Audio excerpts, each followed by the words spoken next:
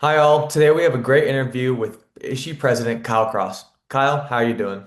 Good. How are you? I'm good. Thank you for asking. So to start off, Kyle, could you give us a little bit of background on yourself and how you got into healthcare engineering? Yeah, sure. So I had a pretty non-traditional start into healthcare engineering or healthcare facility management. Um, I actually I graduated with my undergrad degree in health administration and took a internship at my local critical access hospital, Green County Hospital down here in Linton, Indiana. Um, Actually working with our hospital foundation, the philanthropic arm. Um, One thing led to another after that internship, after a couple 3 months, and the board of directors and my CEO down here offered me the job as the foundation director. Of course, I was fresh out of college, but you'll have to understand that the foundation at that point in time, in reality, it kind of existed on paper, but nothing had been done with it for a long time. We had a new CEO, new leadership, and she was wanting to see if we could do something with that. So I actually did that, worked the nonprofit side for I think 5 years before I stepped into healthcare facility management. And that was a really neat experience. For me, I mean, I know this interview is about HFM, but I was literally able to kind of build that organization from almost the ground level up to actually operating as it was meant to in the beginning. And so, we fast forward about that 5 years, and the gentleman that was the facilities director here had been here for a long time. He left, and they hired another individual to take this, who had facility experience, but decided that probably the healthcare wasn't for him, and maybe 18 months or so into that, he decided to leave. So, really, how I got started is I was coming back from a leadership conference with my CEO, my chief of clinical quality, marketing director, and they were talking about this gap that needed to be filled. And my CEO turned around in the van and looked at me and said, "Do you want to be our new facilities director?" And you know, I was kind of taken aback by it. But we had a great relationship, but I thought, and I even told her this. I said, I don't have any technical experience, in this. Um, didn't know what I was, doing.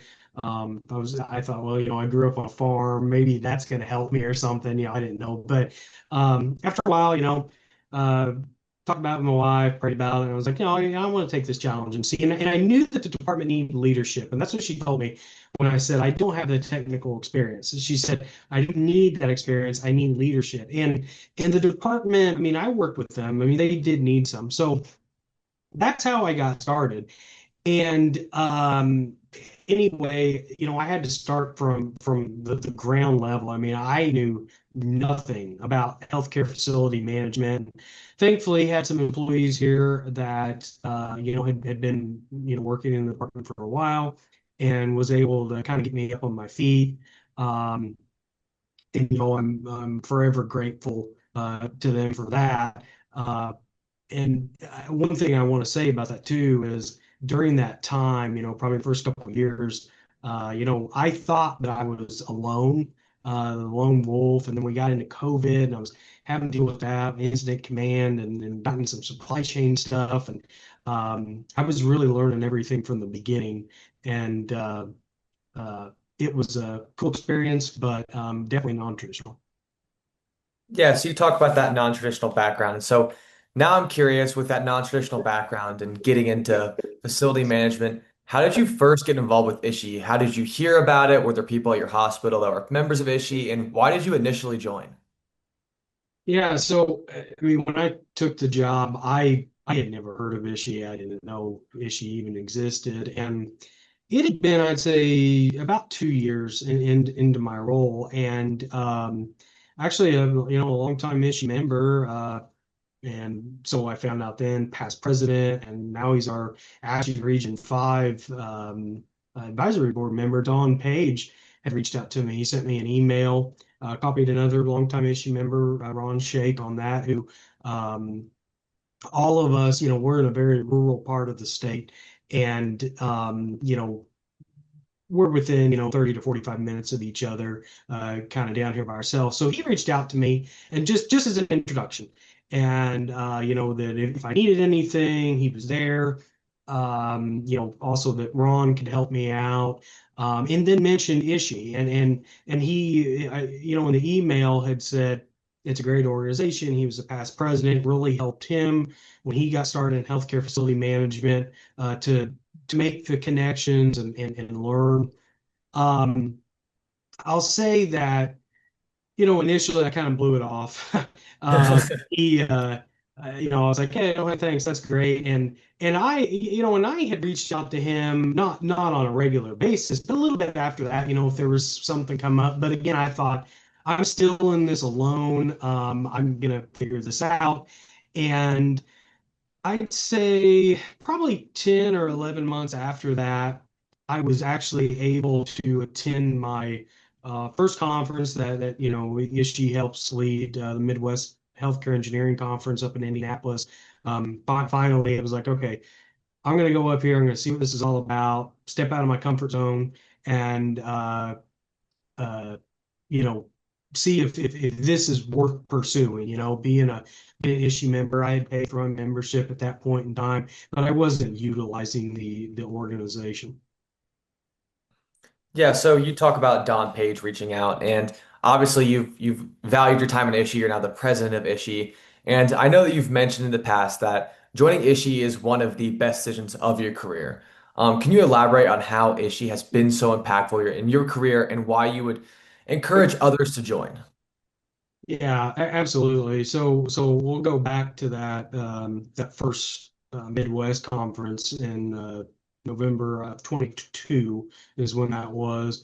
Um, So, I go there and all these people are new to me. I mean, I did see Dawn. We talked a little bit, but I found out, after that first day that, I had made a big mistake of not getting involved any sooner because, and really for me at that point in time, it was the education.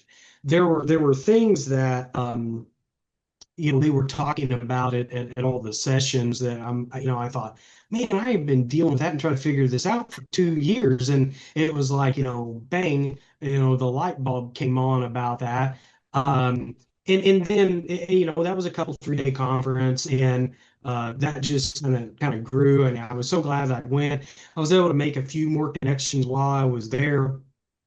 Um, and then the steering committee or the planning committee for that conference, I think it was in an issue email.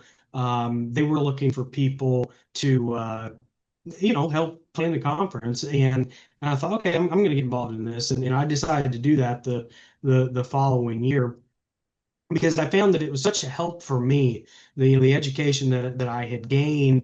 I'm like, maybe I'm alone here, but people have got to know about this organization and what it does. And I would say that, I came first for the education. And I'm still there for the education because I think that all facilities managers, especially in healthcare, because things change so often, that you don't know everything, and it doesn't matter how seasoned you are. And I don't think that I have, even though, I haven't been in HFM, but for probably about 6 years now, but I don't know it all. And I even see my colleagues that have been in there for decades that they still learn, but making those connections too.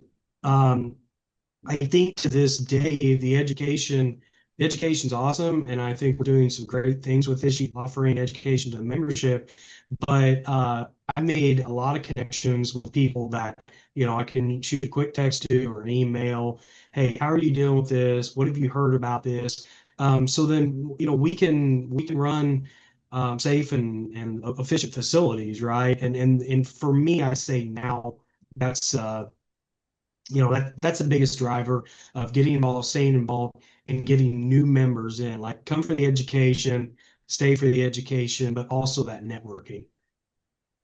Yeah, I think that's a really great point, and I'm sure a lot of people that'll resonate getting that education, but also, like you said, being able to shoot a text to someone, asking a question, these people that have this experience. So, what advice would you give to people that are just getting started in healthcare engineering or facility management on what to do to help their career? So first off, especially let's just say they were like me and they had no experience, or maybe they got a little bit of experience. They've maybe been a technician that has then stepped into this role. First off, you've got to step out of your comfort zone.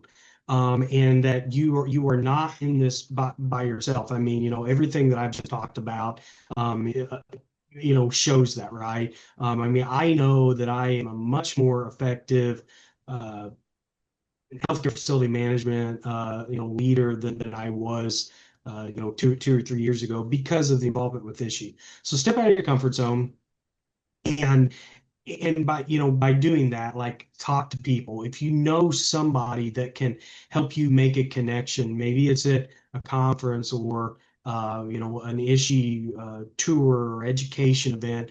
Have somebody help make those connections for you, because those will become lifelong connections throughout your career. And also, ISHE in particular, it exists for the membership to serve the membership, whether that's in providing educational sessions or just, one thing I do like about ISHE when we set up tours at some of these hospitals is it allows you to get out of, your four walls, the things that you see every day, and see what else is out there and see what other people are doing. I know that I haven't been to a single tour that I haven't looked at something and I thought, oh, hey, that's actually a great idea, or maybe this would solve my problem, or we're working on a project and I want to I want to bring this up to my designers. Uh, I take notes to all those of things that I see. I'm also able to share those, especially, you get in these clinical spaces. I'm able to share some of those ideas then with my clinical colleagues at my hospital. So step out of your comfort zone, get plugged in and get involved and take advantage of those opportunities. Most of the things that ISHE does are free of charge or very low cost. I know that we are actually actively working on, this year and then beyond, from a financial standpoint, even helping out with some scholarships, maybe some travel help, to get some of these newer managers and directors in, because we see the people who are involved with this, we see the benefit of that, and we want to make sure that everybody sees that as well. I think that's some great advice that people listen to. I think they'll be very happy that they took your advice and went there with it. So, thank you so much for your time today, Kyle. Yep, I appreciate it, and if there's anything that ISHE can help with any individuals watching this with a membership, I mean, don't hesitate to reach out.